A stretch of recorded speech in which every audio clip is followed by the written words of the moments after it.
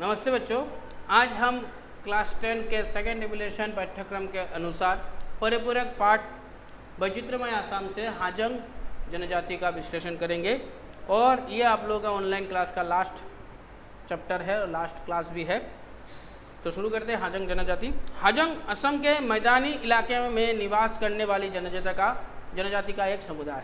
हाजंग असम के मैदानी इलाके में, असम के समतल भूमि में, प्लेन्स में निवास करने वाले रहने वाले जनजाति का एक समुदाय है। एक बड़ी जनजाति का समुदाय है, छोटा सा संप्रदाय है या समूह है या कम्युनिटी है। वे लोग खास तौर पर ग्वालपारा धुबरी जिले के दक्षिण शालमारा मानकाछार महकमे में रहते थे। धुबरी के दक्षिण शालमारा और मानकाछार महकमे के अंदर रहते थे। इसके अलावा वे ब्रह्मपुत्र घाटी के ब्रह्मपुत्र घाटी के दूसरे लगभग सभी जिलों में भी रहते हैं। ब्रह्मपुत्र घाटी के बाकी जो जिले हैं उधर में भी उन लोगों का संख्या मिलता है, वो लोग मिलते हैं। मेघालय के पश्चिम और दक्षिण गारो पहाड़ जिले की ओर खासिया पहाड़, मेघालय के पश्चिम और दक्षिण गारो पहाड़ जिले और खासिया पहाड़ जिले के समतल अंचल में भी काफ़ी तादाद में हाजंग लोग रहते हैं। मेघालय के पश्चिम और दक्षिण गारो पहाड़ जिले में और खासिया पहाड़ जिले के समतल मतलब प्लेन्स में काफ़ी तादाद में हाजंग लोग पाए जाते हैं। भारतीय संविधान के सन 1950 के कानून के तहत, भारतीय संविधान में जब 1950 का जो कानून बना था उसके तहत हाजंग लोगों को अविभाजित असम के पर्वतीय स्वशासित जिलों में अनुसूचित जनजाति का दर्जा मिला है। 1950 के कानून के अनुसार हाजंग लोगों को अविभाजित मतलब जो भाग में विभक्त नहीं होते हैं, अविभाजित असम के पर्वतीय स्वशासित मतलब खुद के द्वारा शासित जिलों में अनुसूचित शेड्यूल जनजाति का दर्जा मिला है। बाद में भारतीय संविधान के संशोधित अनुसूचित जाति एवं जनजाति निर्देश संशोधित अधिनियम 2002 के तहत असम के मैदानी अनुसूचित इलाकों में रहने वाले हाजंग लोगों को भी मैदानी जनजाति का दर्जा दिया है और 2002 के अधिनियम के अनुसार उनको मैदानी जनजाति का, असम में रहने वाले मैदानी जनजाति का दर्जा भी दिया गया है। नेतृत्वविद के अनुसार हाजंग लोग इंडो मंगोलीय जनगोष्ठी के संबंधित है। नेतृत्वविद के अनुसार हाजंग लोग को तिब्बत बर्मी जनगोष्ठी से संबंधित रखने वाले लोग कहा जाता है। कहा जाता है कि वे लोग तिब्बत से आए थे। वो ये भी कहा जाता है कि वो लोग तिब्बत से आए थे और कूचबिहार के उत्तर में और कूचबिहार जिले के उत्तर में भूटान के सीमा पर हाजंग नामक स्थान पर कई सदियों तक रहे और हाजंग नामक स्थान पर वो लोग बहुत सारे सदियों तक उधर में रहे। कुछ लोगों का मत है कि वे लोग तिब्बत से आकर कामरूप जिले के हाजो नामक स्थान पर बस गए और कुछ लोग ये भी कहते हैं कि वो लोग तिब्बत से आकर कामरूप जिले के हाजो नामक स्थान पर वो लोग बस गए थे। बाद में ये लोग धीरे धीरे ग्वालपारा जिले के ब्रह्मपुत्र घाटी तक आए। बाद में ये लोग धीरे धीरे करके ग्वालपारा जिले के ब्रह्मपुत्र घाटी में आए और दक्षिण किनारे लखीमपुर के पास और दक्षिण किनारे के लखीमपुर के पास सुबारकोना और दक्षिण की तरफ धुबरी जिले के मानकाछार शालमारा पर्वतीय समतल भूमि और बांग्लादेश के मैमनसिंह जिले के उत्तर के पर्वतीय अंचल में पसरते गए। ये कहा जाता है कि दक्षिण के किनारे लखीमपुर के पास सुबारकोना से दक्षिण की तरफ धुबरी जिले के मानकाछार और शालमारा पार्वत्य समतल भूमि, पार्वत्य मतलब पहाड़ के किनारे का जो समतल भूमि होता है उधर प्लेन्स में, और बांग्लादेश के मैमनसिंह जिले में के उत्तर पर्वतीय अंचल और बांग्लादेश के मैमनसिंह जिले के जो उत्तर पर्वतीय अंचल है, पहाड़ों वाला जो अंचल है, उसमें वो लोग बसते गए हैं। ऐसे धीरे धीरे करके वो लोग स्प्रेड होते गए। वहीं पूर्व दिशा में वे खासिया पहाड़ की तलहटी से लेकर सिहट्टे जिले तक फैलते गए और पूर्व में वो लोग ये थी तो पहले का जो था वो दक्षिण का था हैं और पूर्व में वो लोग सिहट्टे जिले से तलहटी से लेकर सिहट्टे जिले तक वो लोग पसरते गए, फैलते गए। उन लोगों के पुराने असम की एक निर्धारित सीमा रेखा के अंदर लंबे समय तक रहने का उल्लेख मिलता है और उन लोगों का जो रहने का संबंध जो है वो पुराने असम की एक निर्धारित सीमा रेखा जो बनाया गया था, एक मैप जो बनाया गया था, उसके अनुसार वो लोग बहुत समय तक असम में लंबे समय तक रहने का उल्लेख मिलता है। उन लोगों ने बहुत समय तक उधर में रहा है, इस समतल में, ये इसका उल्लेख भी मिलता है। इस भूखंड की सीमा थी, ये जो मैप बनाया गया था उसका सीमा जो था वो उत्तर में ग्वालपारा जिले के नज़दीक का सोबारकुना, पूर्व में सिहट्टे का सिलेट जिला का सोबारकुना, और पूर्व में सिलेट जिले का जामकुना, दक्षिण में मेमनसिंह जिले का जोंकोना और पश्चिम में मानकाछार के नज़दीक का मरकोना नामक 4 हाजोंग गांव है। ये सभी हाजोंग लोगों का निवास स्थान था पहले के मैप के अनुसार।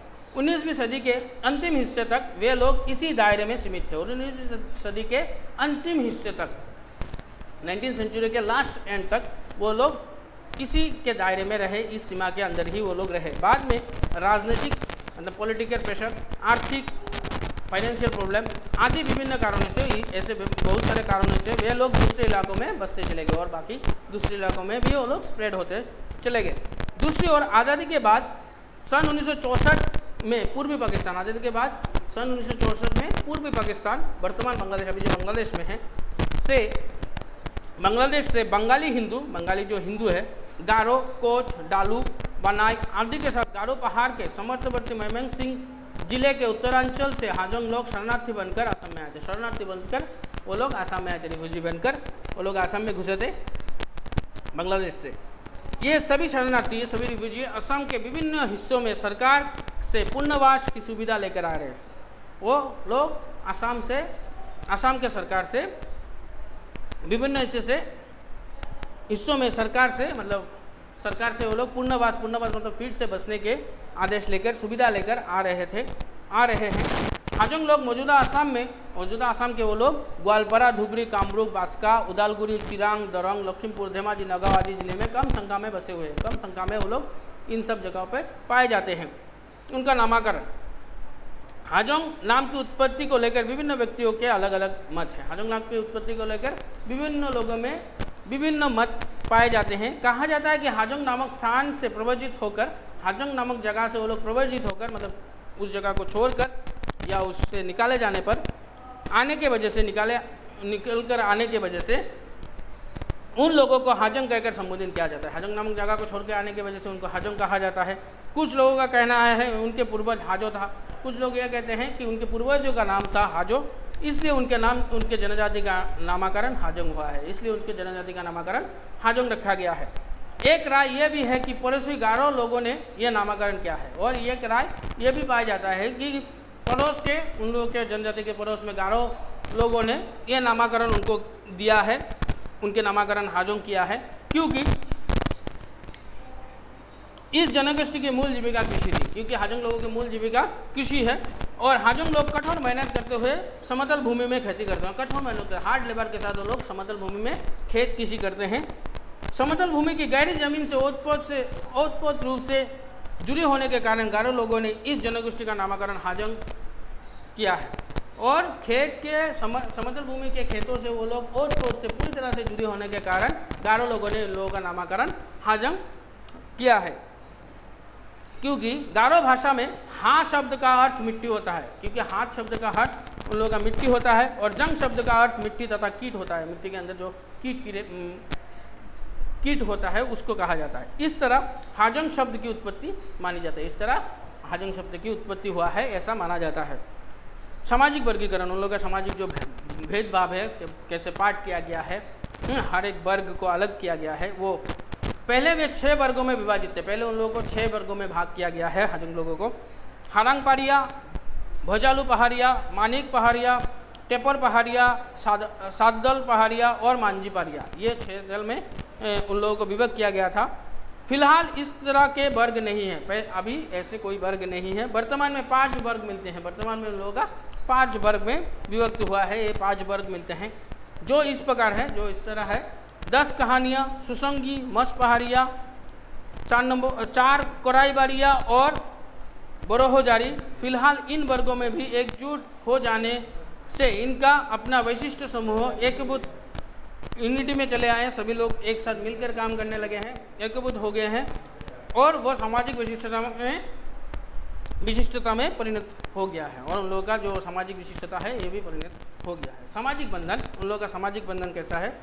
परंपरागत रूप से हाजोंग लोग 3 समाज बंधन के जरिए समाज का संचालन करते हैं। परंपरागत ट्रेडिशन के अनुसार वो लोग 3 समाज बंधन के दायरे में आकर अपना समाज का संचालन करते हैं, समाज को चलाते हैं। गाँव ज्ञाति, 5 ज्ञाति और जोबार या सकला। ठीक है, समाज के किसी भी विवाद का हल पहले गांव का ज्ञाति या प्रधान करता है। समाज का किसी भी समस्या का हल पहले गांव के ज्ञाति या प्रधान, उनका जो गांव के प्रधान जो होते हैं, मुखिया जो होते हैं, वो करते हैं।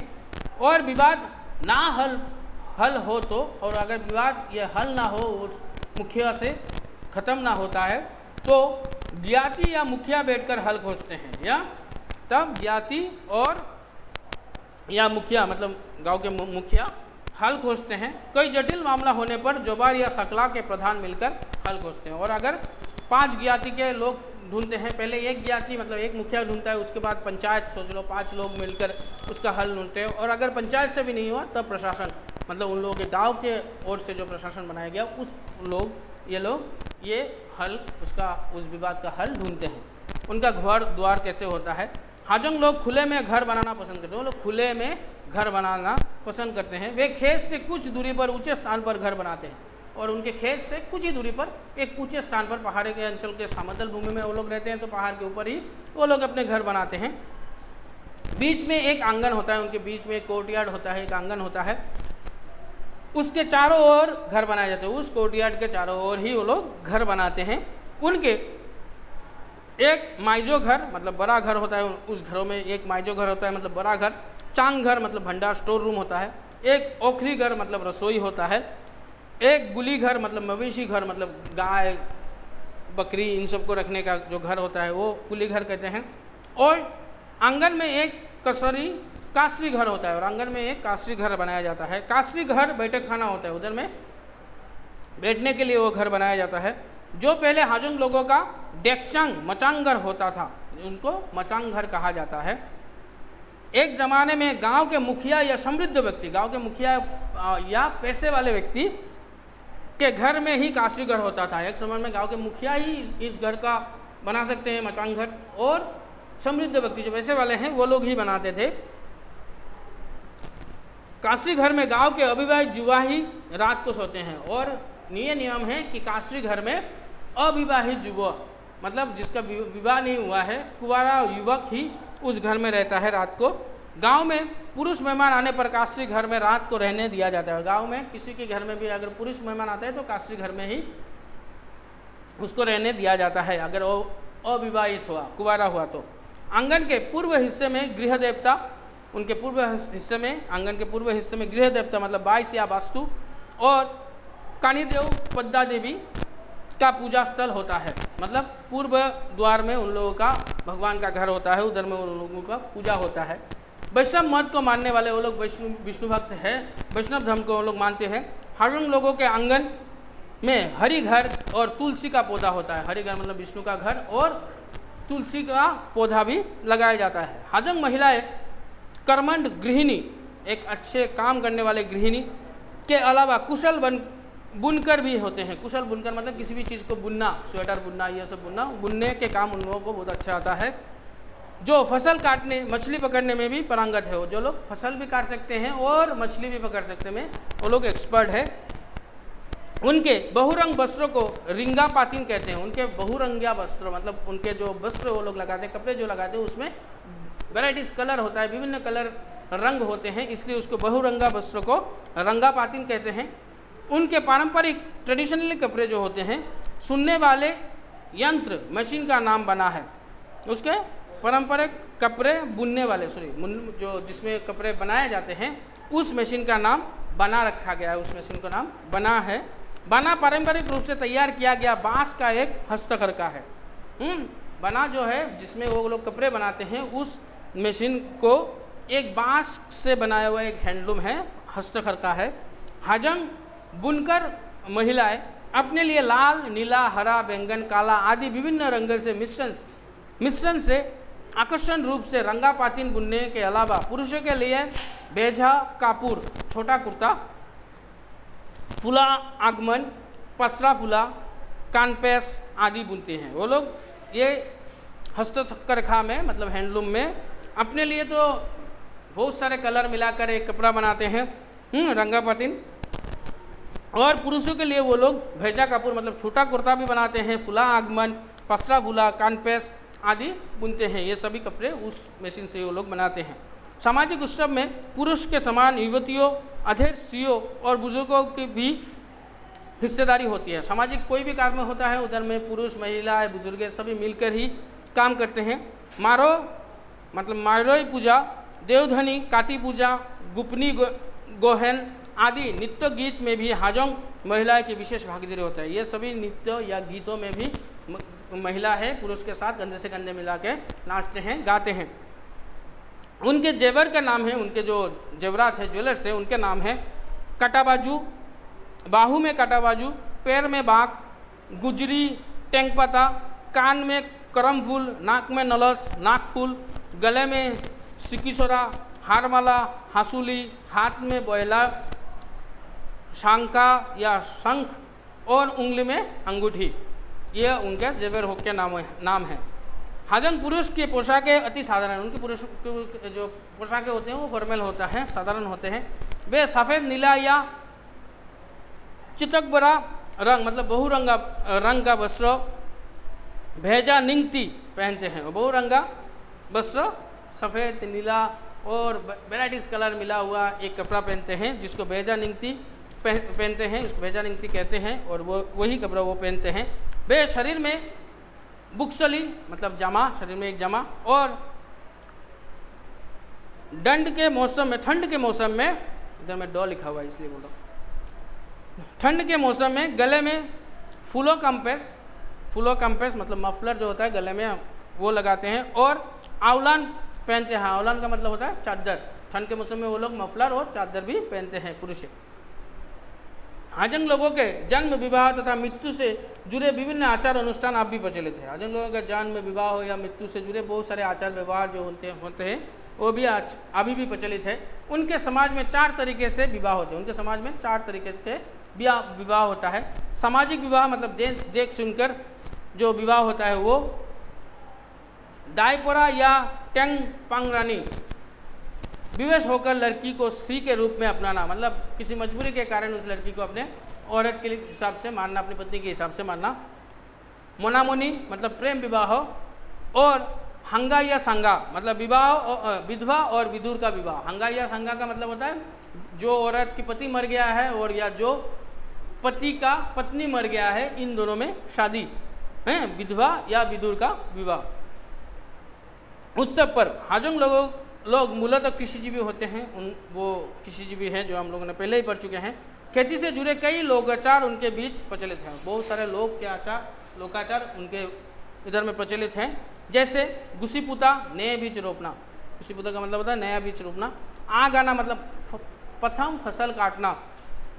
नवान्न मतलब नया खवा मतलब नवान्न जब नया अन्न आता है।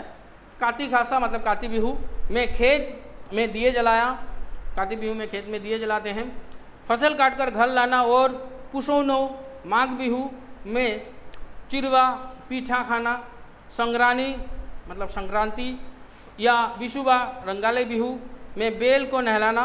बेल को वो लोग नहलाते हैं। खेत में जो बेल काम करते हैं, हल जोतते हैं, उस बेल को नहलाते हैं। किसी उपकरण को धोकर आंगन में इकट्ठा करते हुए, किसी के उपकरण मतलब किसी के जो अस्त्र शस्त्र है, किसी में जो मटेरियल्स लगते हैं उन सभी को धोकर धूप में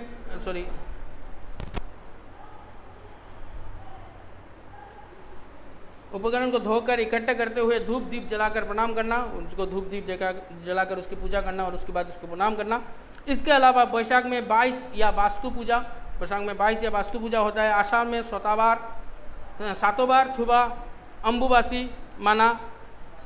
सावन में बर्तो कानीदेव पूजा। शरद में यात्रा पूजा, भूई बांगा, सौर मागा, सौर खैला उत्सव। कार्तिक महीने में आखिरी दिन काती पूजा। पोष महीने में धान काटते समय खेत में भालुक मागा। धान काटकर घर लाने के बाद टंगबो मागा, पुष्णी आदि उत्सव का आयोजन किया जाता है। ये सभी उत्सव वो लोग का आयोजन किया जाता है उनके जनजाति में। शरद के अंतिम हिस्से में, शरद काल के अंतिम हिस्से में दीपावली से 1 हफ्ते तक गांव में शोर मागा उत्सव मनाया जाता है। उनके गांव में दीपावली के 1 हफ्ते तक वो लोग शोर मागा उत्सव मनाते हैं। किसी जीवी हाजंग युवाओं का ये समय अवकाश विनोद का है। अवकाश विनोद का मतलब दुख भरा होता है। युवा इस दौरान ढाकी, ढोल, दोतरा, बांसुरी, ताल आदि बजाते हुए घर घर नृत्य गीत करते हैं। घर घर जाकर वो लोग नृत्य गीत करते हैं। उनके नृत्य गीत के नाम हैं लेवाताना, जाखामारा, बागानावका, देवी युद्ध आदि। ये उनके नृत्य गीतों का नाम है। लेवाताना नृत्य गीत युवक युवतियों के प्रेम मूलक, एक दूसरे के ऊपर प्रेम मूलक, व्यंग्य, कौतुक तथा श्रमजीवी जीवन के चित्र को परिस्फुट करते हैं। उनका प्रेम मूलक, व्यंग्य मतलब चिढ़ाते हुए, और हंसी मजाक, श्रमजीवी जीवन जो वो लोग जीते हैं उसका वो सिर्फ दिखाते हैं नृत्य के माध्यम से। सौर मागा या सरखला उत्सव में नृत्य गीत गाने वाला दल गृहस्थ से चंदा आदि संग्रह करते हैं। और सौर मागा और सरखला उत्सव में नृत्य गीत करने वाले जो दल होता है, जो ग्रुप होता है, वो लोग बाकी घरों से चंदा कलेक्शन करते हैं, पैसा लेते हैं। धर्म, उन लोगों का धर्म क्या है? हिंदू धर्मावलंबी। वो लोग हिंदू धर्मावलंबी होते हुए भी वे लोग पारंपरिक जनजातीय धर्म से भी अभिन्न रूप से जुड़े हुए हैं। उन लोगों का जो ट्रेडिशनल धर्म नियम है, पारंपरिक जनजातियों का जो नियम है, उससे भी पूरी तरह से वो लोग जुड़े हुए हैं। प्रकृति के विभिन्न अशुभ क्रियाकलाप, प्रकृति के जो विभिन्न अशुभ क्रियाकलाप होते हैं, प्रकृति का जो कहर हम लोग के ऊपर बरसता है, भूकंप आता है, बाढ़ आता है, ये सब क्रियाकलाप, उपाय, अमंगल, खराब चीज़ और से परित्राण पाने के लिए, इस सब से आज़ादी पाने के लिए हाजंग लोग विश्वास व भक्ति के साथ विभिन्न देव देवी पूजा करते हैं। विश्वास और भक्ति के साथ वो लोग विभिन्न देव देवियों की पूजा भी करते हैं। 22 या वास्तु देवता उनके प्रधान देवता है। 22 या वास्तु देवता उनके प्रधान देवता है। हर गांव के लोग एकजुट होते हैं। प्रधान देवता हैं, हर गांव के लोग एकजुट होते हैं और सामूहिक रूप से उनकी पूजा करते हैं। 22 या वास्तु देवता की पूजा हर गांव के लोग एकत्रित होकर एक जगह पर सार्वजनिक रूप से वो लोग ये पूजा करते हैं। वैशाख महीने में इस पूजा का आयोजन किया जाता है। वैशाख महीने में इस पूजा का आयोजन किया जाता है। गांव के पास अलग स्थान पर 22 देवता का पूजा स्थल बनाया जाता है। गांव के पास ही एक अलग स्थान पर 22 देवता का पूजा बनाया जाता है। 22 या वास्तु देवता के साथ ही अन्य कई देवी देवताओं की स्थापना श्रेणीबद्ध रूप से किया जाता है। 22 या वास्तु देवता के साथ ही अन्य बहुत सारे देवी देवताओं का स्थापना उस पूजा में किया जाता है, जो श्रेणीबद्ध रूप से एक के बाद एक ऐसे करके ऐसे रूप से की जाती है।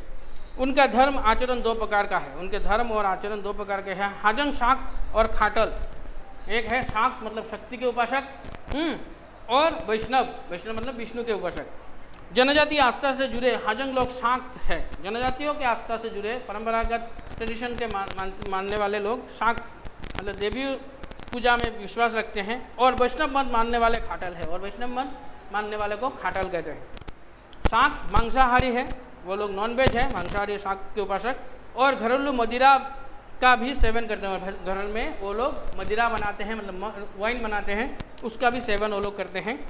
दूसरी ओर खाटल वर्ग के लोग वैष्णव आचरण में विश्वास रखते हैं। खाटल वर्ग के लोग वैष्णव आचरण में विश्वास रखते हैं। वैष्णवपंथी हाजंग लोगों के किसी के घर में शालग्राम विग्रह मतलब होता है एक तरह का विग्रह, पत्थर की पूजा सोचो, जिसको विष्णु भगवान समझ के वो लोग पूजा करते हैं। विग्रह और वंशानुगत रूप से इस शालग्राम विग्रह की विष्णु देवता के तौर पर पूजा की जाती है। जो मैंने आप लोगों को बताया कि उस शालग्राम को मतलब उस पत्थर के टुकड़े को ही भगवान विष्णु समझ कर वो लोग पूजा करते हैं। वंशानुगत मतलब परंपरागत अनुसार अर्चना की जाती है। वैष्णव हाजंग के घर में विष्णु की पूजा होती है। वैष्णव हाजंग के घर में विष्णु की पूजा होते हैं। और वे जन्माष्टमी, राधा अष्टमी, रस दूल यात्रा आदि उत्सव मनाते हैं। रस यात्रा, दूल यात्रा, ये सब भी उत्सव वो लोग मनाते हैं। भगवत रामायण, महाभारत, गीता आदि का पाठ करते हुए कृष्ण स्तुति के जरिए नाम कीर्तन करते हैं। और भगवत रामायण, महाभारत इन सब को पाठ करते हैं, वो लोग पढ़ते हैं। और कृष्ण स्तुति में भगवान कृष्ण के जो वाणियाँ हैं उनकी जरिए नाम कीर्तन भी करते हैं, गाते हैं। उनका भोजन, हाजंग लोग भोजन विलासी तथा मांसाहारी हैं। वो लोग भोजन विलासी और मांसाहारी मतलब नॉन वेज है। उनके प्रिय खाद्य पदार्थों के नाम है बांस की जर, कच्चू आलू, कच्चू पत्ते, थोड़ा हिदुल, सूखी मछली, हिदुल जो समझ में ना, हिदुल है सूखी मछली, साग सब्जियों का शकुटा, काचदुरा मसांग मांस, काचदुरा मसांग का मतलब होता है मांस, लेवा शाक, चावल पीसकर पकाई गई सब्जी, चावल को पीसकर जो सब्जी बनाया जाता है उसको, बिसी भात, भाप पर पकाया गया बोरा चावल का भात मतलब जो भाप पर पकता है, बुकुनी भात, डिंगपोरा, काको, बांस के चुंगा में पकाया जाने वाला बोरा चावल का भात, बांस के चुंगे में बनाया जाने वाला बोरा चावल का भात। हाजंग लोग तिब्बत बर्मी भाषा परिवार की बोरो शाखा से जुड़े हुए हैं। वो लोग तिब्बत बर्मी भाषा परिवार के बोरो का जो ब्रांच है उससे जुड़े हुए हैं, बोरो शाखा से जुड़े हुए हैं। आर्य संस्कृति मतलब उच्च अच्छे हृदय वाला संस्कृति, कल्चर के गहरे प्रभाव से उनकी भाषा भी बदल दी गई है। उसके गहरे प्रभाव से ही उनकी भाषा में बदलाव आता रहा है। उनकी भाषा मौलिक बिंब शैली, उनकी भाषा के मौलिक जो शैली है, व्याकरण, शब्द भंडार, बिंब शैली, व्याकरण, शब्द भंडार, मुहावरे, लोकोक्ति आदि की विशेषता से युक्त है। ये लोग व्याकरण की संधि, लोकोक्ति, मुहावरे सब कुछ ही की एक अलग ही विशेषता है। वर्तमान में उनकी भाषा पर कामरूपिया या ग्वालपारिया उपभाषा का असर नजर आता है। कामरूपिया, ग्वालपारिया उपभाषा उधर के जो भाषा के ऊपर जो भाषा होता है, छोटे से जो भाषा होता है उसके ऊपर भी इसका असर पड़ता है। ये थी आपका पाठ। अगर इस पाठ में आप लोगों को किसी तरह की कोई भी परेशानी होता है तो रात के 8 बजे से लेकर 10 बजे के अंदर मुझे कॉल करके आप लोग पूछ सकते हैं। धन्यवाद।